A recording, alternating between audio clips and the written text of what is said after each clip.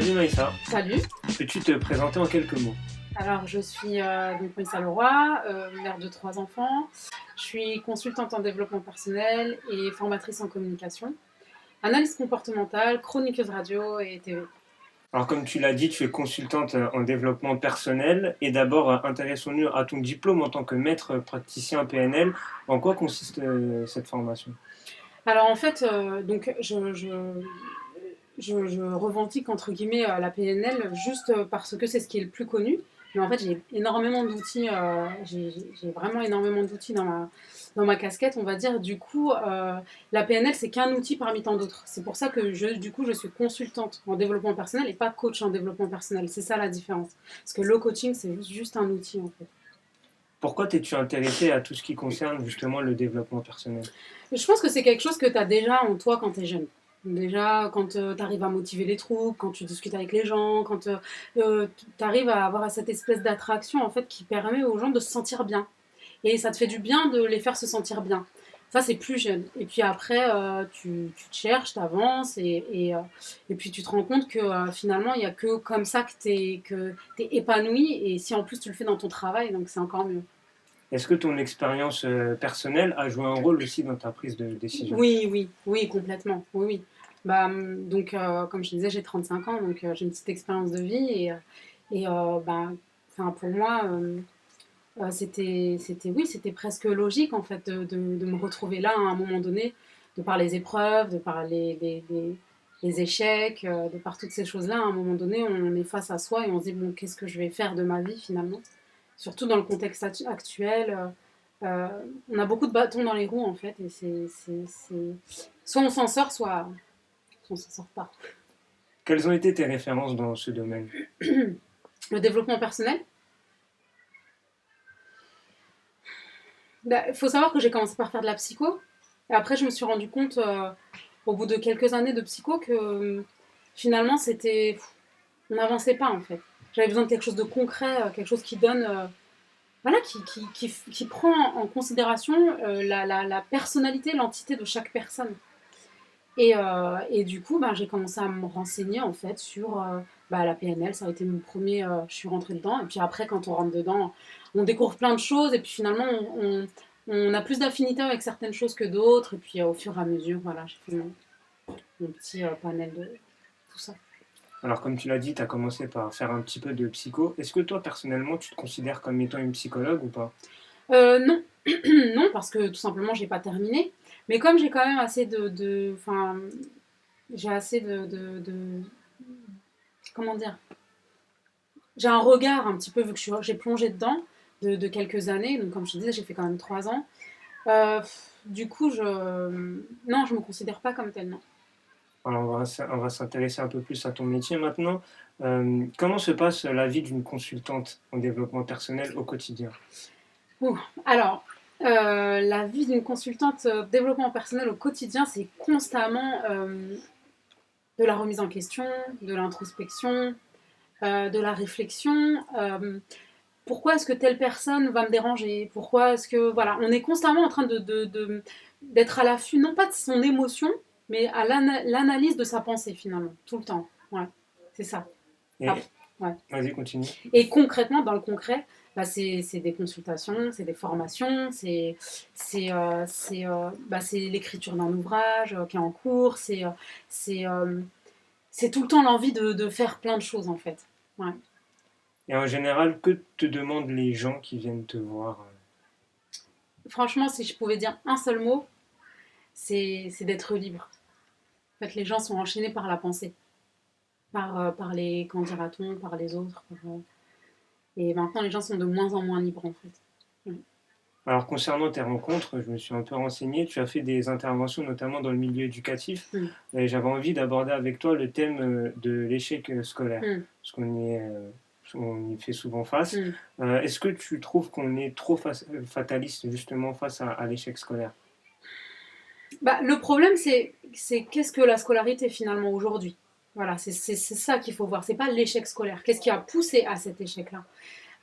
Finalement, c'est le milieu éducatif. Aujourd'hui, on essaye d'apprendre à des jeunes qui vont vite, qui apprennent vite, qui réfléchissent vite, On veut leur apprendre comme en 1950 où ils vont tout doucement.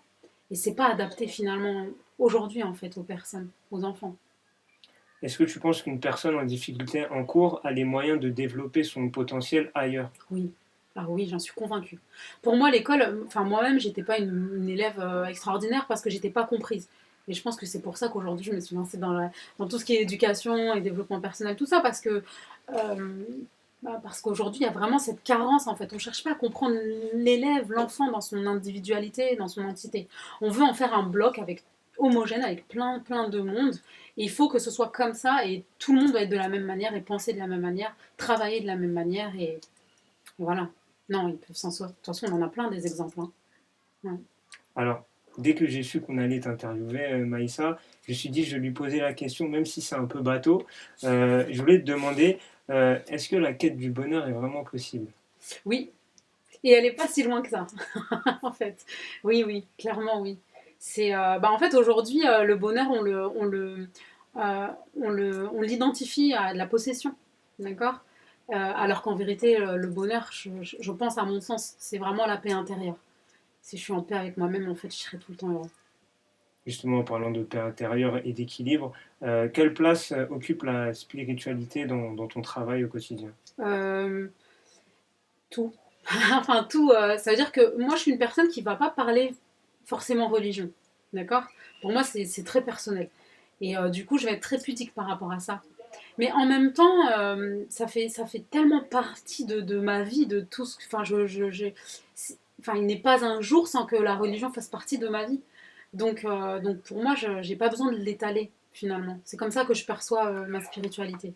Et du coup, elle est tout le temps là. En fait, mon objectif dans la vie, c'est de faire du bien. Mais avant tout, si j'ai envie de faire du bien, c'est par rapport à Dieu. C'est pas seulement pour nourrir une partie de moi, c'est aussi voilà, pour être quelqu'un de bien. Deuxième volet de cette interview, on va parler maintenant de ton travail en tant que coach en communication. Y a-t-il une différence entre ce travail-là et celui en consultant en développement personnel? Alors, est-ce que je peux déjà apporter une rectification? Je sais pas si mon truc, c'est pas coach en communication, c'est formatrice en communication. Donc, par rapport à ça, oui, il y a une différence. Quand je suis consultante en développement personnel, ça se fait de manière individuelle ou en groupe par rapport à des thématiques qui touchent clairement le développement personnel. Ça va être la confiance en soi, l'estime de soi, la prise de parole en public, etc. Et quand on va être sur de la formation en communication, ça va être vraiment la communication interpersonnelle. Pourquoi est-ce que je communique de telle manière? Quels sont mes besoins dans un groupe? Quels sont mes besoins pour moi-même? Mais là, on est vraiment dans la communication avec l'autre, en fait, moi, et par rapport au monde. Quels sont les ingrédients justement pour avoir la meilleure des communications selon toi?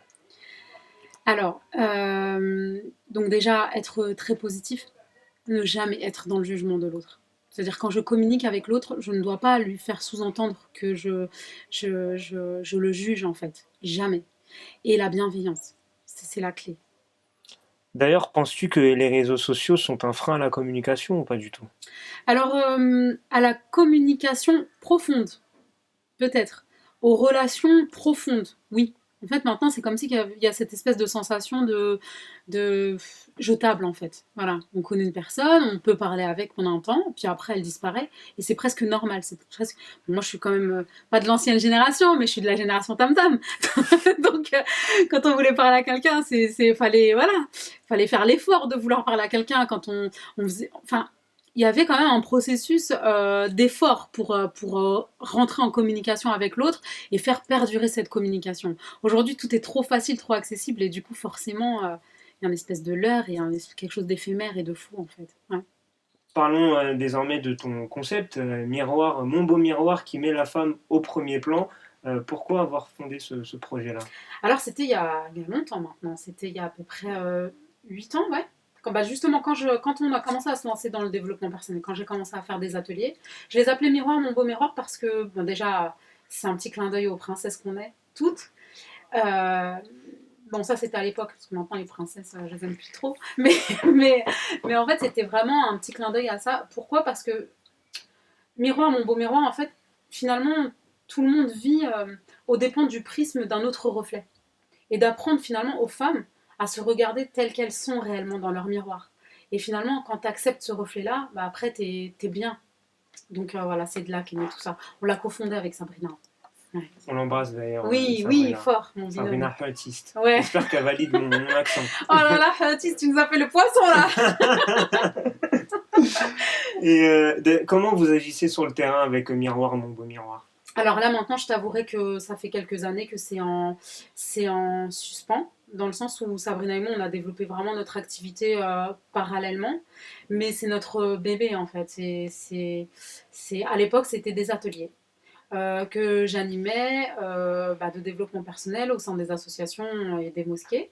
Comme on le faisait à deux avec Sabrina, donc au lieu d'écrire Sabrina et Métain, on faisait au nom de l'association, donc Miroir, mon beau miroir. Et c'est des séminaires aussi. Euh, oui, il y a encore le séminaire du divorce qu'on anime au nom de Miroir, mon beau miroir. Alors, tu es aussi sur les médias. Mm. Tout d'abord, chroniqueuse sur France 2 Maghreb. France Maghreb 2, ouais. France Maghreb 2. Comme ta binôme Sabrina, Ouais. Sabrina. Pourquoi avoir choisi la radio? Bah déjà, parce que c'est une radio qui est libre. Donc on peut tout dire. Il n'y a pas de censure. C'est sur des grandes fréquences. Donc on peut parler de tout. On peut parler de la Palestine, on peut parler des politiques sans tabou, on peut tout dire. Et je trouve que ça, c'est vraiment une chance que de pouvoir accéder à ça. Et puis la radio, c'est cool. Là, c'est cool, c'est une bonne expérience. Il est important pour toi de donner ton avis sur l'actualité? Oui, je suis quand même assez politisée depuis très jeune. Donc oui, pour moi, c'est important. Hein. Tu es aussi sur une nouvelle web TV qui s'appelle OT1. D'ailleurs, ton dernier thème, c'était la procrastination. Oui. Comment as-tu connu ce média? Bah, c'est le président qui m'a contacté en voyant mes vidéos sur Facebook où j'abordais des thématiques à peu près similaires. Et du coup, il m'a dit, est-ce que ça t'intéresserait de faire des chroniques un peu plus professionnalisées? Du coup, j'ai dit, ah ouais, cool, j'ai pas à monter, j'ai rien à faire, donc je donne juste mes idées. Et après, c'est fait, donc ouais, j'ai accepté sans hésiter. Et puis en plus, faut pas se leurrer quand même. Donc, je suis musulmane, donc quand il y a un projet qui va me ressembler, qui va diffuser mes valeurs, etc., je vais y aller sans hésiter, à condition que ça soit... En fait, pourquoi j'ai accepté? Parce qu'il y a un côté occidental, où on est français, complètement français, et en même temps, il y a les valeurs. Il y a les valeurs qui sont propres à, finalement, enfin, pas seulement religieuses, les valeurs humanitaires et les plus... comment dire? Les plus... en fait, les valeurs les plus intéressantes à véhiculer, finalement, qui ont disparu aujourd'hui des médias. Ouais. Alors, comme tu l'as précisé en début d'interview, tu es mère de famille. Mm. Comment fais-tu pour mener en même temps ta vie de mère de famille et tous tes projets à côté? Alors, je me repose pas. Non, je plaisante. Non, en fait, c'est pas facile, mais comme tout ce que je fais, que ce soit ma casquette de mère ou ma casquette professionnelle, je le fais avec le cœur, j'aime vraiment ce que je fais. Donc, du coup, je fais en sorte de maintenir l'équilibre au maximum. Jamais je n'empiète sur le temps de mes enfants, jamais. Et en même temps, j'essaye de m'arranger pour rester le plus professionnel possible en étant procrastinée aussi. Mais c'est pas grave. D'ailleurs, est-ce que tes enfants commencent à avoir un regard sur le travail que tu fais Ah mais oui, ça fait longtemps. Ouais, ça fait longtemps que je partage avec eux ce que j'ai l'intention de faire. Par exemple, quand je vais faire un atelier ou que je prépare une formation, je leur montre. Des fois, je les mets à la tâche. Il y en a une qui me fait le mind mapping. Il y en a une autre qui va me dire tiens, tu devrais utiliser telle image. Je les implique vraiment énormément. Du coup, je vois le fait de les faire rentrer un petit peu dans cet univers-là, en fait, dans mon monde à moi. Ça leur donne un regard assez particulier sur le monde aussi. Finalement, elles arrivent à développer cette espèce d'acuité à regarder le monde d'une certaine manière. Et je trouve que c'est quand même cool. Ouais. Pour finir, comment fait-on pour te suivre sur les réseaux sociaux? Alors, principalement sur mon profil Facebook, ouais, Maïssa Leroy. Voilà, c'est là que j'y partage toute mon actu. Alors, pour te remercier de ta venue ici à Urban Street Reporter, l'ensemble de l'équipe tenait à t'offrir une petite carte postale qui se situe juste à ta droite. Ok. Peux-tu l'ouvrir Oui. et en décrire son contenu? J'aime bien les cadeaux. Suspense. Alors. Ok. Ouais. 2 par 2. Écrit 2 par 2 dessus. C'est une photo, je crois que je l'ai vue sur le site. Ouais. C'est ça? Ouais. Ah ouais, elle est stylée. Ah ouais. Alors on a choisi donc cette carte postale 2 par 2 par Par rapport rapport à mon à binôme. ton Ah binôme bah avec oui, oui. Sabrina, forcément. Elle est vraiment belle la photo. Donc c'est le petit cadeau de la maison. Eh ben, merci beaucoup. Pour finir, Maïssa, est-ce que tu as un petit mot pour tous ceux qui nous suivent sur la webzine Urban Street Reporter? Oui, alors j'aimerais leur dire que de cultiver leur positivité, c'est hyper important pour avancer dans la vie, quoi qu'il arrive, et aussi de suivre la page Urban Street Reporter, qui est vraiment une page à suivre et j'aime beaucoup, beaucoup le travail qui s'y produit. Merci Maïssa. Je t'en prie.